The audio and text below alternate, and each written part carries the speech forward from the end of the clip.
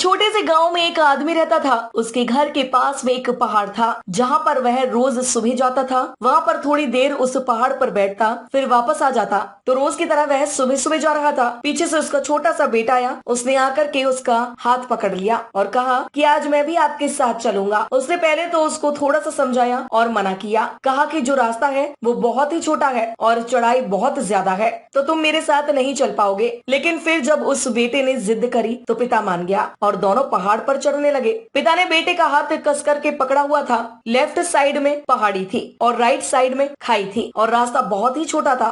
वो पहाड़ की चोटी पर पहुंचने ही वाले थे, तभी रास्ते में एक बड़ा सा पत्थर आया। क्योंकि पिता उस रास्ते से रोज आता था तो उसको पता था कि वहां पर पत्थर है, तो वह साइड से निकल गया। लेकिन जो बेटा था उसका ध्यान कहीं और था, तो उसका घुटना जा करके उस बड़े से पत्थर से टकरा गया। उस बच्चे के मुंह से एक चीज निकली और जैसे ही वह चीखा उसकी आवाज उन पहाड़ों में गूंजने लगी। इससे पहले उस बच्चे ने कभी भी अपनी आवाज की गूंज नहीं सुनी थी, तो उसे समझ नहीं आ रहा था कि ये क्या हो रहा है। वह अंदर से थोड़ा सा घबरा गया और उसे लगा कि शायद कहीं कोई है जो छुपकर उसे देख रहा है और उसका मजाक उड़ा रहा है। फिर उस बच्चे ने बोला, कौन हो तुम? तो जब उस बच्चे ने उस गूंज को सुना तो उसे गुस्सा आ गया। उसे लगा कि कौन है ये जो मेरा मजाक उड़ाए चले जा रहा है। फिर उसने गुस्से से कहा कि मैं तुम्हें छोड़ूंगा नहीं। और फिर जैसे ही उसने उस गूंज को सुना वह घबरा गया। उसके पिता समझ गए थे कि क्या हो रहा है। उसने अपने पिता का हाथ कस के पकड़ लिया और उसने पूछा कि कौन है ये जो मुझे इतना तंग कर रहा है? कौन है ये जो मुझे इतना डरा रहा है? तो उसके पिता थोड़ा सा मुस्कुराए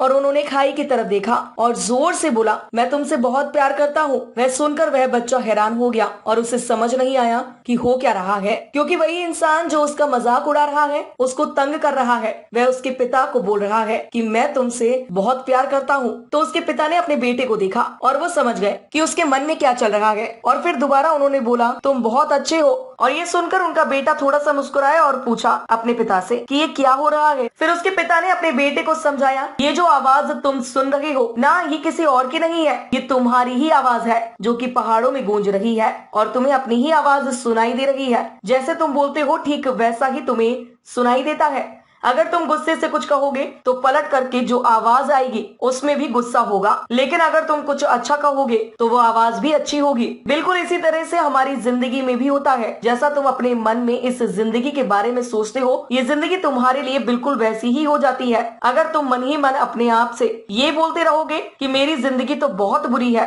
तो तुम्हारी जिंदगी सच में बुरी हो जाएगी। और अगर तुम अपनी जिंदगी से प्यार करोगे तो तुम्हारी जिंदगी भी तुमसे प्यार करेगी। ये बात उस बच्चे के दिमाग में घर कर गई और फिर वे दोनों उस पहाड़ की चोटी पर गए। लेकिन बच्चे के दिमाग में यही बात घूम रही थी और फिर वह बच्चा खिलखिलाकर हंसा और उसने अपने दोनों हाथ खोले और अपनी पूरी ताकत से बोला, मैं तुमसे बहुत प्यार करता हूँ।